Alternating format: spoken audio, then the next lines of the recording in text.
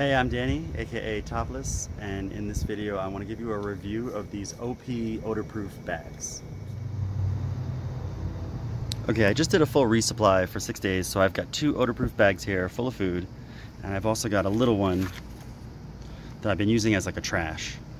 So I just want to start by saying I really tried to give these things a chance. The concept here is that it's got a double seal, and the material is thick and odor-proof, so things will not be able to smell your food once they're sealed in.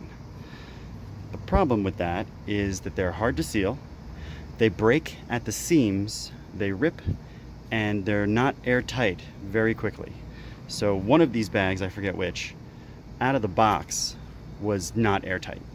So I don't understand how something's supposed to be odor-proof if it's not airtight. Also, they start to rip. Like when you open this, just like a regular like sealable bag, like a Ziploc or a Gladlock, you pull, right, on these pieces right here. This is the third one that has broke like this. It just comes right off. They also bust at the seams. So you can see right here, I've put a patch that you would use on a tent to try and make it, to try and fix that broken seam, so it would be airtight again, and it didn't work because it was broken other places. Just today, I tried to open it and I got this one.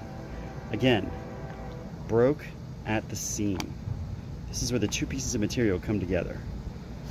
Another thing that's been happening to me, the way this one pulled off, and I eventually just cut it so I wouldn't get it yanked on something and make it worse. But this one, the double seal, you'll see here, this bottom one is actually sealed. It's just been ripped off of the other side. This top one is actually sealed. It's just been ripped off the other side. It's like the glue doesn't work. So they just break at the seams. Here's the little one. This was actually the first one to break on me.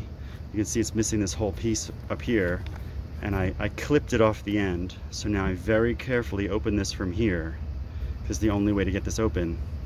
So yeah. So my review on these odor-proof bags is that they are not worth the money. Okay, so let's talk about alternatives. I still have food, and I still don't want it to attract animals, and I don't want animals to chew through my stuff. What I've been doing right now is I have been not sealing the bag because they don't seal anymore. I've been folding them over and placing them inside something else. So I fold the bags over, I take the shirt off that I've been hiking in all day, and I put them in the shirt. So I'm hoping that I'm basically masking the smell because it smells like me. I take that and I put it in my pack liner. I roll that up because it's dry sack. I put that in my pack and I roll that up because that's also a semi-dry sack. And from there I haven't had any problems, but that doesn't mean anything for the record. Like you can't prove the lack of something. So it's been working for me so far. It's what I used when I went to the hot springs, and the hot springs had some squirrels that were pretty aggressive because there's a lot of tourists there, so they'll just come out and steal your food. So I didn't have any problems with the squirrels in the hot springs. Other people are using dry sacks. That's kind of it. I mean, the people who showed up with bear cans at Campo, the bear cans have all been sent home. Like, the bear can is not the answer when you're hiking through the desert.